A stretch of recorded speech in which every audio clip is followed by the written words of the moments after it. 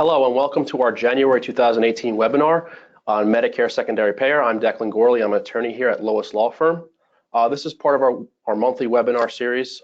Once a month on the third Monday of the month, LOIS Law Firm has a New York webinar, basically doing a little webinar series to educate the workers' comp community. We also do a monthly webinar for New Jersey, so if you handle New Jersey claims, feel free to sign up for that as well.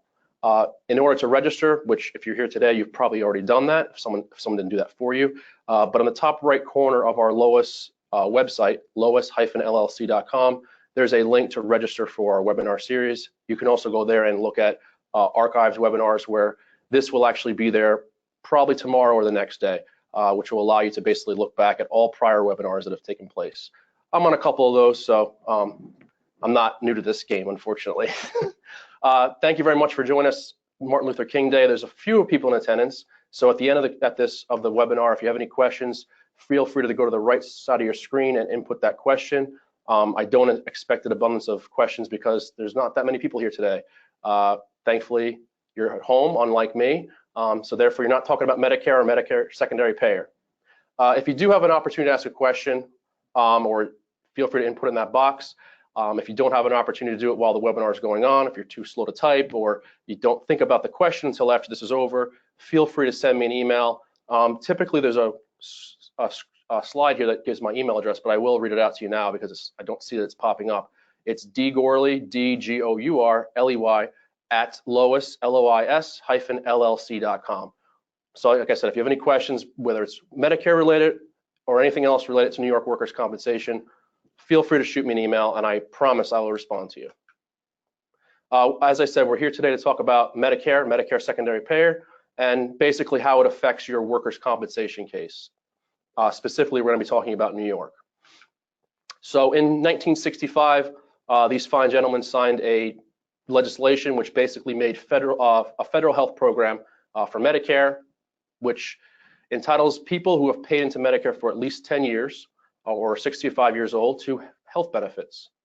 There's another opportunity for people to be involved in the program if they're not 65 years old. That's if they have end-stage renal disease or have been on Social Security disability for 24 months.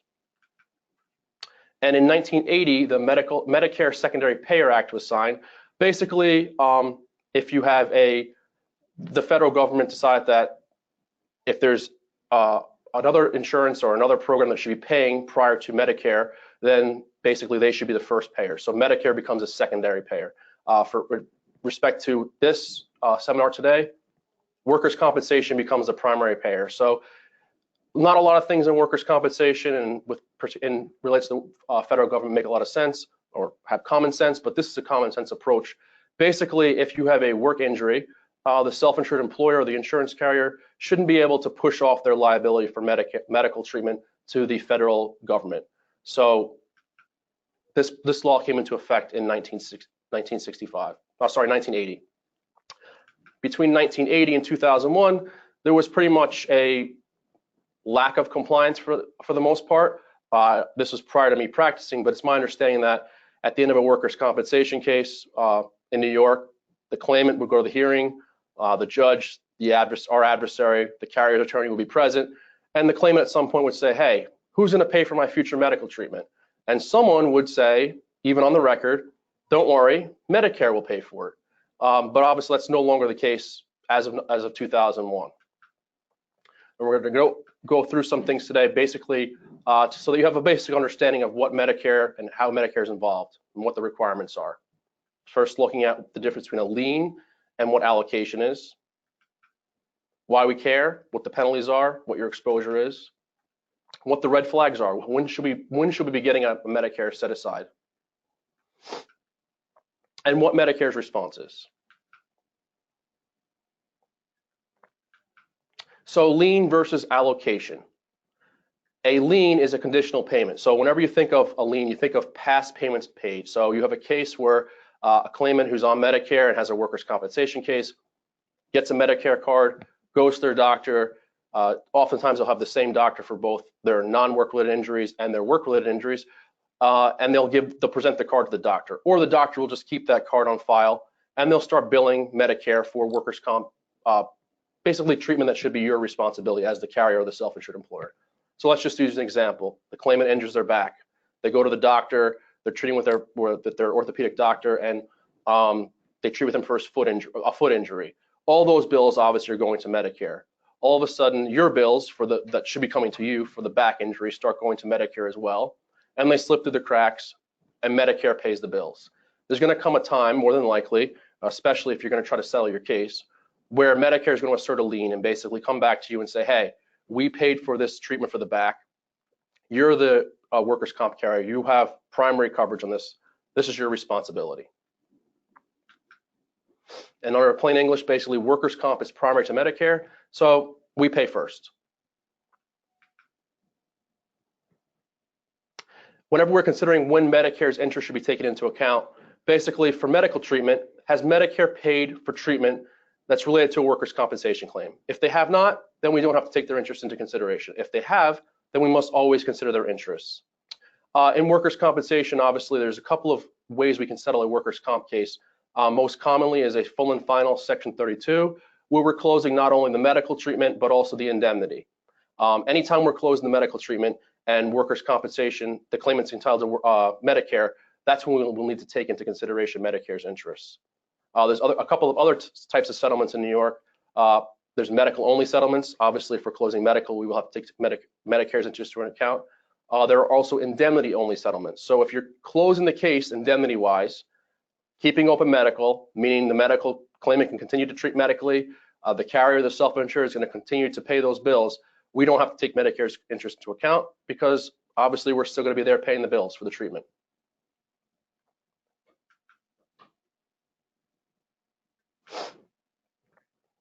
This is on the screen now. You see a CMS determination letter. You'll also see, so the page to the left is what looks like a consent for us to settle our case, and they've approved our MSA, or they've reviewed our MSA and gave a comment on it.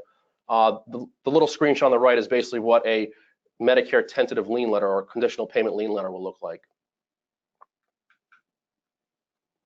And whenever we talk about allocations, we're talking about future. So as I said, liens or conditional payments, that's all treatment in the past. Allocations or set-asides, or as they're commonly referred to, is basically future medical expenses. So we're projecting what this claimant is going to need medical treatment-wise looking into the future. So if we determine that he's going to need $50,000 of future medical treatment, we're going to allocate $50,000 into a set-aside, basically protecting the future benefits that are future medical bills that could be going to Medicare. And why do we care? Well, the law requires it. There's certain penalties, and obviously there's some exposure involved if we don't take Medicare's into account. If Medicare's interest should be taken into account and we did not take them into account, there's potential for double damages against any entity. So that's significant.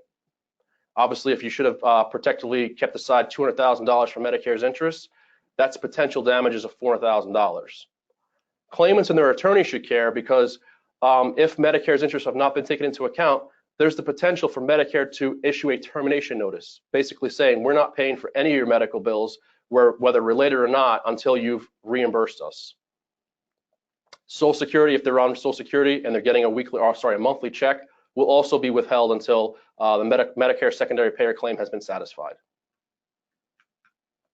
So some red flags as to when a claimant will be on Medicare or when you should be considering Medicare's interest. First of all, if they're already entitled, or second, if the settlement is over $250,000 and there's a reasonable expectation of Medicare becoming the claimant becoming Medicare eligible in the future. Who is Medicare eligible? So, basically, if you're 65 years old and you've paid into the system for 10 years, you will have Medicare benefits. If you have end-stage renal disease, you'll have Medicare benefits, or if you've been receiving Social Security disability benefits for the past 2 years. That's important to know because a claimant could be on Social Security disability benefits for a year or have just received an approval notice that's only making them eligible for Social Security disability for the past 6 months. At that point, they're not yet on Medicare and they do not have eligibility for Medicare until they have been on SSDI for 2 years. What is a reasonable expectation for Medicare entitlement? Basically, if they've applied for SSD and they've been denied and they've filed an appeal and the appeal is currently pending, If they're 62 and a half years old, obviously within 30 months, then they will become 65 years old and potentially Medicare eligible, as long as they've paid sufficiently for the past 10 years or 10 years in total, or if they have end-stage renal disease.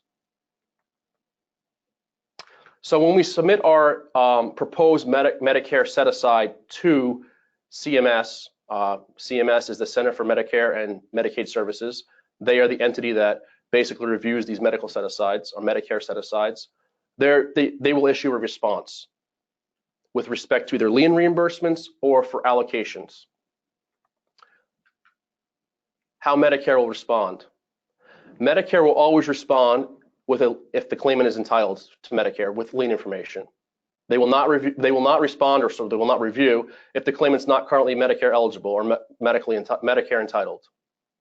And they will not review cases where the threshold has not been met. So if the claimant is receiving Medicare, has been on Medicare, has been SSD eligible for 2 years, and now is receiving Medicare benefits, but our settlement is not above $25,000, that's the threshold for CMS to review our proposed set-aside.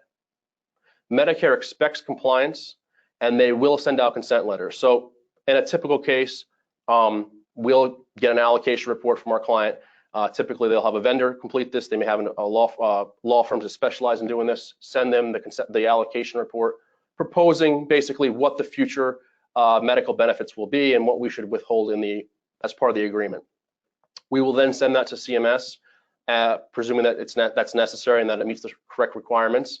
And Medicare through CMS will then respond.